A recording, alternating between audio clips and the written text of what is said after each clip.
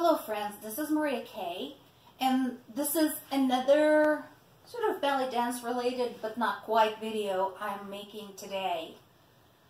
I want to talk about your anatomy and how it impacts your dance.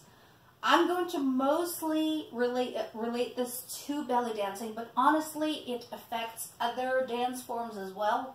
And then we'll do a little flow to illustrate certain things. So since I am a member of various fitness groups, I hear a lot of people saying, well, I can't do that, it looks stupid. Or I can't do that, this hurts. Never, never, never should you feel either stupid or push doing something when it hurts. And not like hurts in a good way, like you've done a killer workout and now you're a little sore, but seriously hurts, you have joints popping. No, this is not what it should be. With any type of fitness, including dance fitness and pure dance in its pure form, that will turn you off for life. It's not going to happen. So what I encourage people to do is consider themselves and what they want dance to do for them. Having written a bunch of articles and blog posts and some freelance materials about fashion and style, I have done this very scary exercise of standing naked in front of a mirror. So I know my shape and height and various kinks of my figure very well. I recommend actually doing the same if you are struggling with fitness and with dance. Figure out what you actually look like and which parts of your body might give you an advantage and which ones might cause you trouble.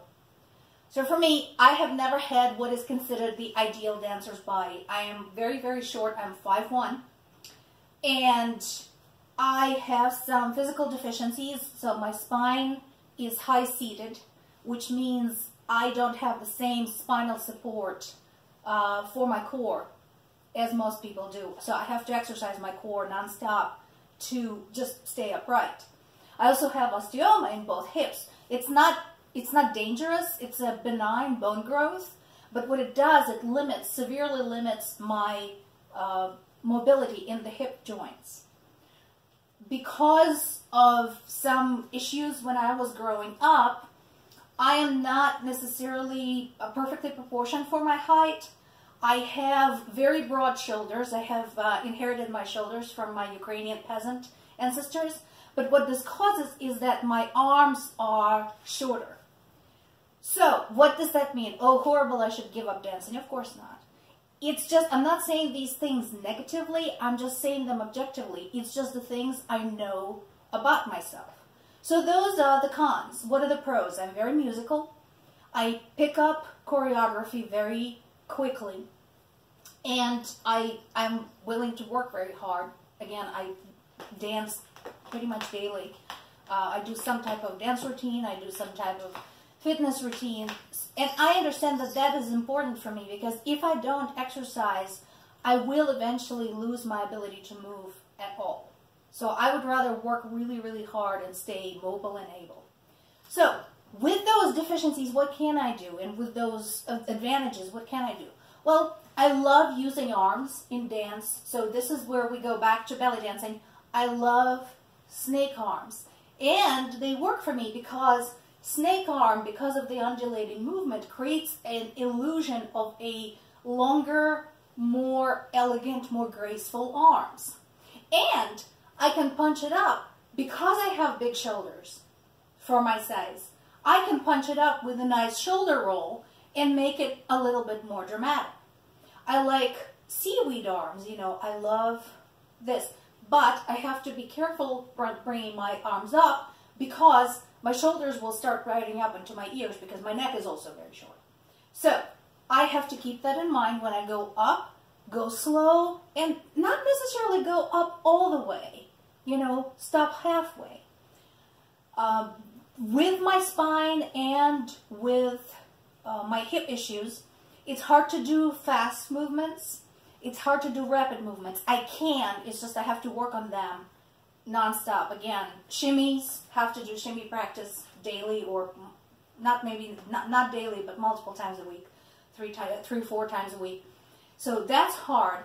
But at the same time, so that weakness in my lower back allows me to really push out my hip. So I can do really nice, indulgent Tok-Sims or Mayas with my arms and with my hips engaged. And because my hips are big for my size, I can really punch it out. Or I can do the rock star and out, and again, the hip goes out. And so that creates that nice long line that makes me actually look longer than I am in reality. So those are the things that I have discovered for myself, and things that I work with to be a better dancer. And I think for those of you who really want to reach proficiency, that is an important step to do. Dancers we see on stage and the dancers we admire, the dancers through history, were not perfect. They all had something going on.